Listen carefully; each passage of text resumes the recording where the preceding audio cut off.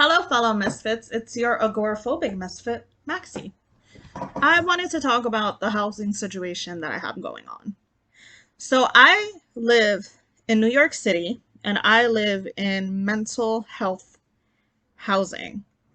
I'm not going to say any names or anything, but I live in a specific mental health housing.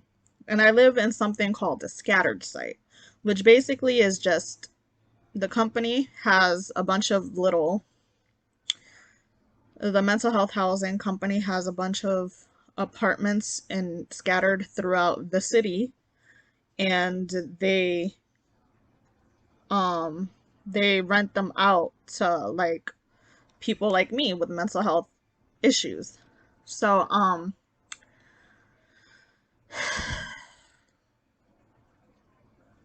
I'm sorry. So I obviously have mental health issues. That's not a secret. And I've been living in this organization for about 4 years. So basically, I live in an apartment with um, a three-bedroom apartment. So I'm supposed to have two roommates, but I only have one right now. And I wanted to talk about how my specific issues are addressed with these people. And it feels like the stigma is really great, and it's crazy because these people are supposed to be counselors and case managers and supervisors, directors of a mental health housing organization. So you would assume that they know what they're dealing with, especially when they have my all of my records stating what my diagnoses are, what my issues are, who my therapist is, who my psychiatrist is, and they also have permission to speak to them. So I have agoraphobia, right? And I was living close to my day program. I have a day program that I also go to, still not saying any names. So I went to my day program 5 days a week from 9 to 5.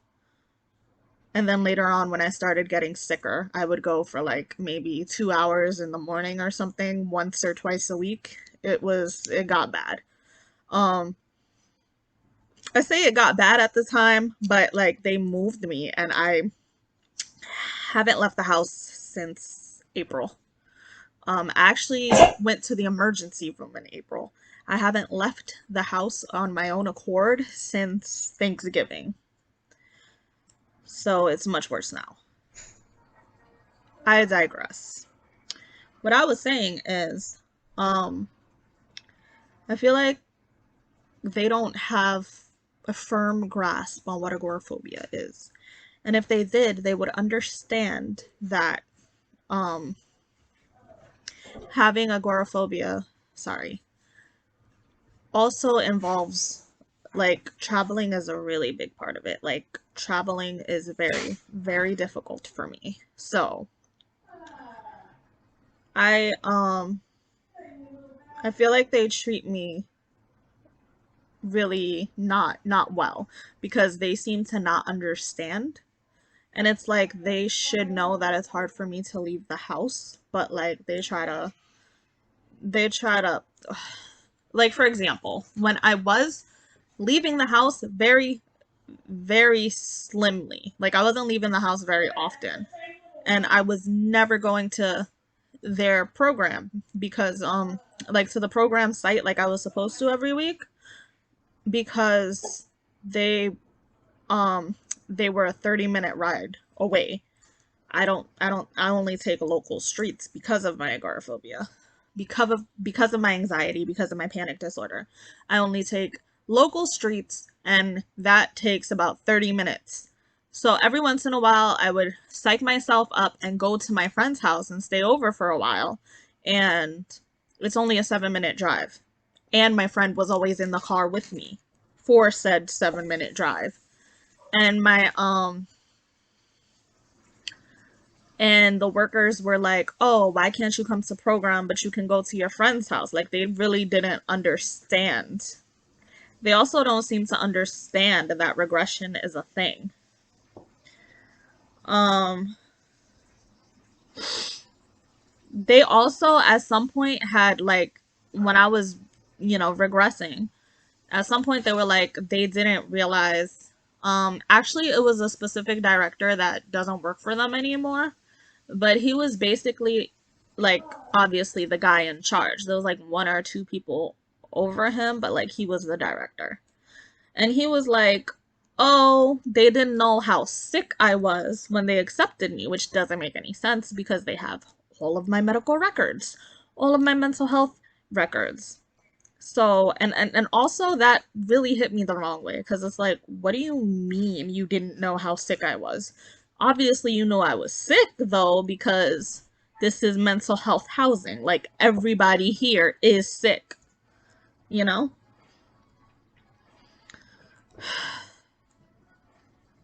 There was also a situation where I was trying, um, I haven't paid them correctly, or I wasn't paying them at all, which, is bad. But like, I was trying really hard to have them fix it, and they would make meetings and then cancel it. And I really was going to try really hard to go in and do what they said I had to do to be able to get the money that I'm supposed to get, because I'm on SSI and I'm not getting enough money right now to pay off the ridiculous amount that my program fees are, because they're like, it's not rent, but it's basically rent. But legally they can't say it's rent, they say it's program fees. And yeah, and it's been difficult because I've tried to do that, but they were being petty about the fact that I was my payee, which means I had control of my money. They wanted control of my money, but I had the control over my money, and they were being petty and was like, "Oh, well, we're not gonna sign anything until you make us your payee." And I was like, "Okay, I'm willing to do that. So let's get on with the show." And it's been like this for about a year.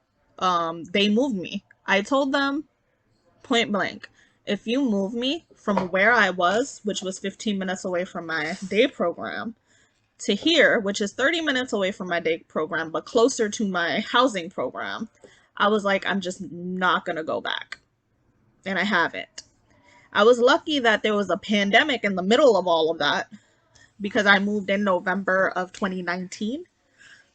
I was lucky there was, I mean, obviously pandemic is not a lucky thing. Like, a lot of people died, and I'm not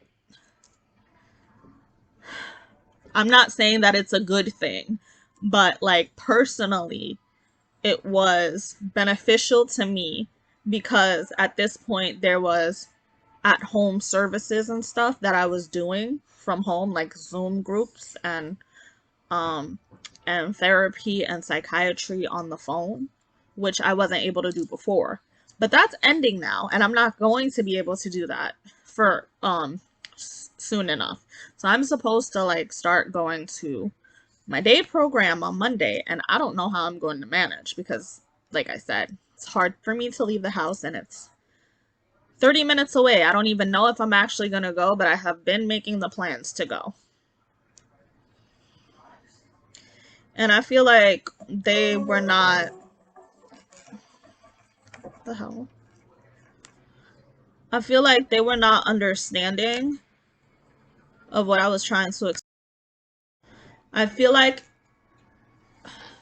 I feel like they were not listening, or they were not understanding of the fact when I told them that it would be a really bad idea to move me, but they did it anyway. So I'm like, I need to get services in persons, but it's far. How am I supposed to do that? I feel like I've been belittled and disrespected and treated like a child. And also there's another thing. It's like they treat you like you're supposed to be stupid.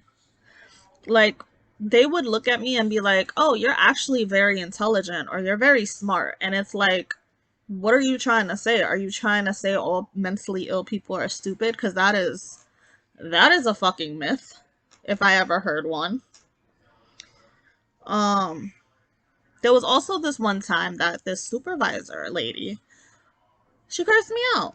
Like, I was on the phone and I was trying to express myself, and she just got really, belligerent and disrespectful, and started just accusing me of things that were not true, and like yelling at me and everything. And my therapist was on the other line, so she heard this. And my best friend slash my aide, she was also in present. She was like right next to me, and she heard all of this. And it's like, and the other day she met my male company, my partner, and was like, "Oh, I'm not as mean as she might have told you." And it was like, okay, but like, you literally cursed me out on the phone.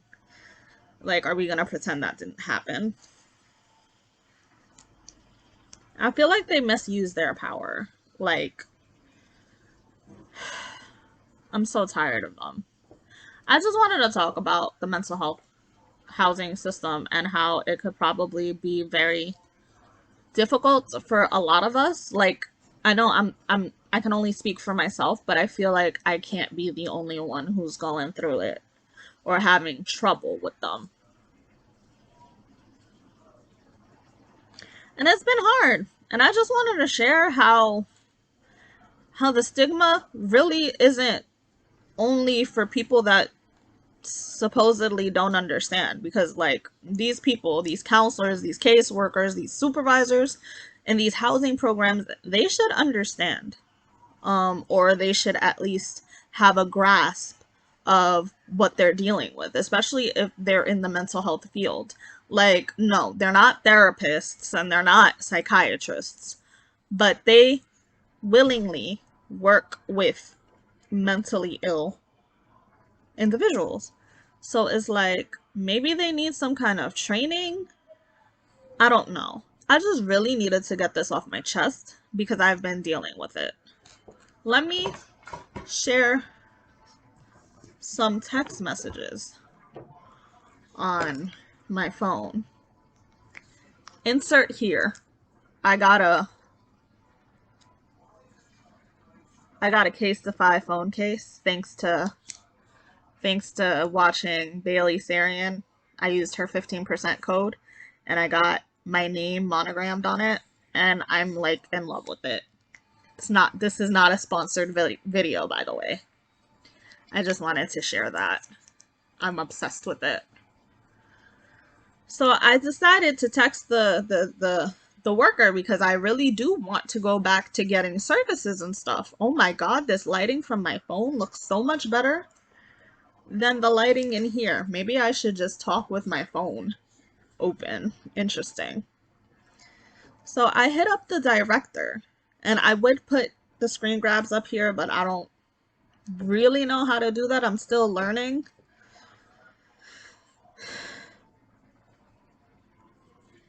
Yeah, I'm still learning. So I hit up the case manager. I mean, not the case manager, the director, who I haven't seen in a long time.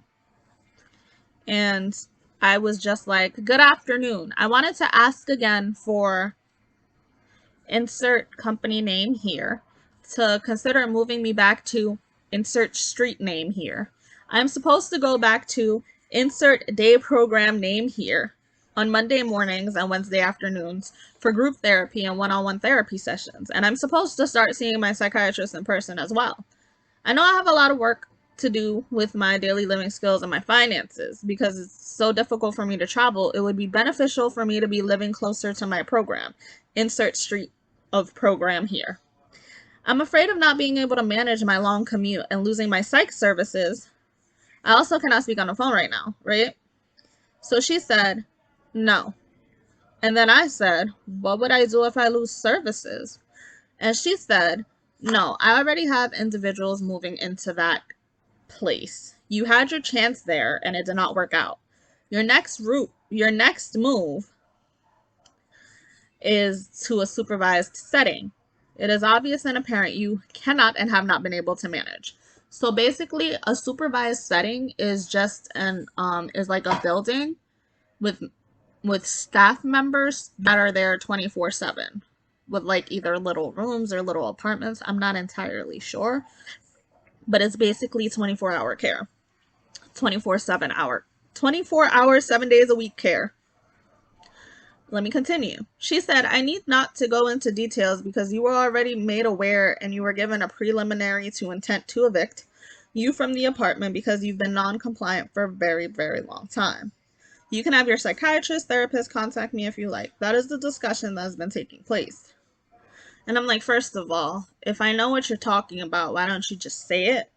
Second of all, define non-compliant, because like the reason I am non-compliant is because I'm having trouble leaving the house and doing what I have to do, which is a part of my whole mental illness, which you should understand, or like you should find a way to like help me, you know?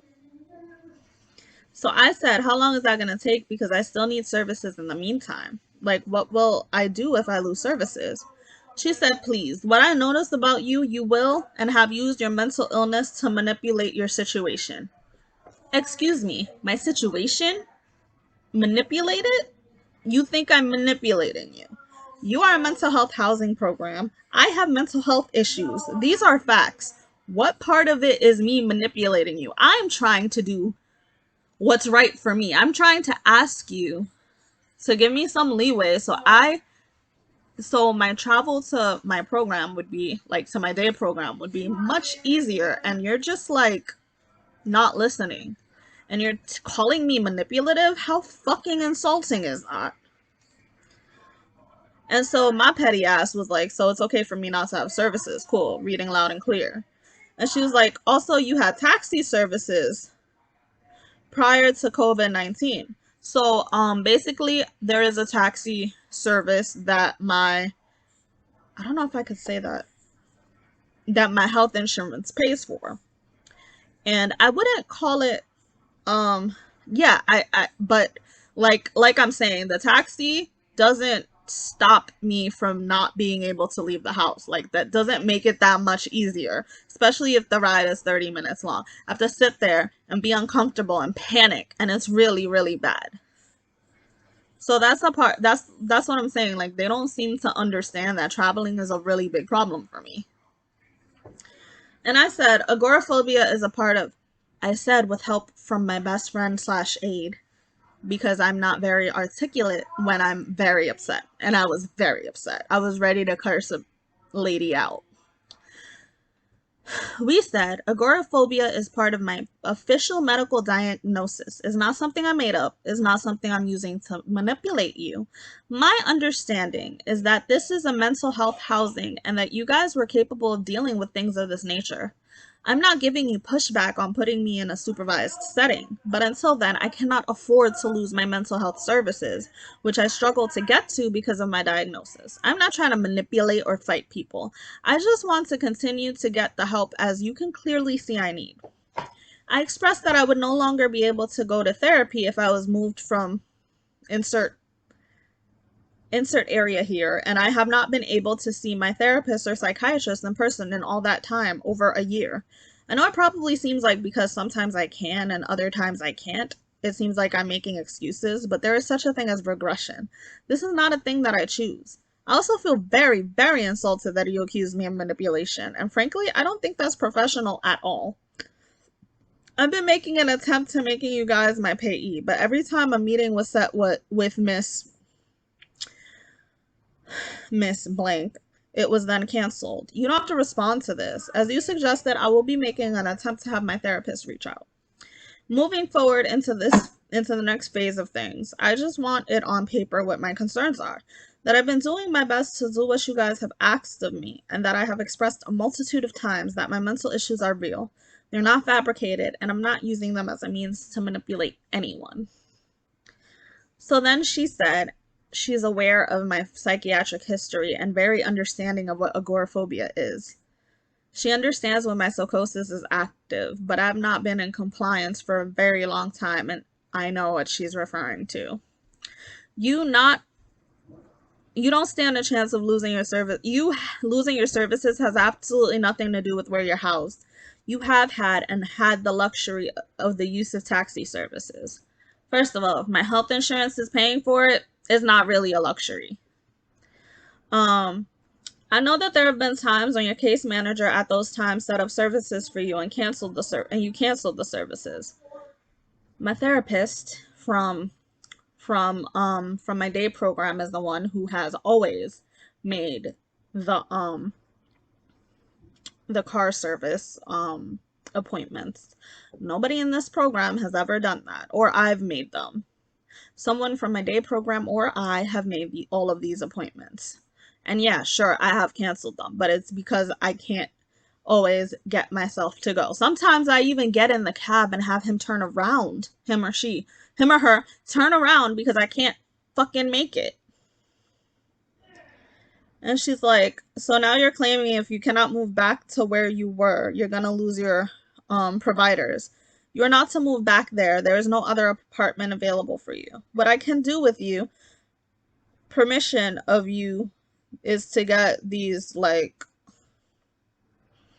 this paperwork so that they can submit my housing package and escort me to get a physical and stuff. So I decided not to respond. She said she apologizes if I feel insulted. My staff has been helping you or trying to help you ever since you were accepted into this program and you've been non-compliant. And like, they have not really been helping me at all. No. And she's saying that they've always been professional. And I already have proof. Calling me manipulative, that's not professional. The supervisor yelling at me and losing her top, not professional. And she said that her and her staff have always been professional to me and other residents. She said there's times when I've been disrespectful to her. I try very hard not to be disrespectful, but I can't say for sure that I haven't been. So she said that she's continuing to discuss the eviction thing with her team and she would come to the apartment. She also texted me yesterday that she would come to the apartment today around noon. She actually said this morning. She said tomorrow morning around noon. And I'm like, that's not the morning, but whatever. And she didn't show up. Now she's saying she's gonna come next week. And this is the problem I've had with them. They said they're gonna do something and then it doesn't happen. And then they want to say, oh, well, you didn't come to any of the meetings that were set. And I'm like, but you canceled all of the meetings that were set. And it's very difficult for me to even get to those meetings to begin with, even though they have moved me much closer to where they are. She also gave me her email address. So can you see the bullshit that I'm dealing with? Like I already explained to you that traveling is a big part of my problem. So reiterating that the taxi service is a thing that I can use is not helpful, is not beneficial, is not getting anywhere. So yeah, this has been my weekly rant apparently, because last week was also a rant. I plan to make more content and I plan to make more content throughout the weeks coming and publish them, post them on, YouTube every Sunday. See if I can make this a regular thing, guys. So, thank you for listening to me. Happy to be here. I'm just dealing with the shit. I'll let you know what happens on Monday if I actually end up going. And if I do, I might have a little vlog. We'll see. No promises. But I'm having like an anxiety attack right now, but that's like normal for me. So thanks for listening, fellow misfits. I will see you next week. Bye.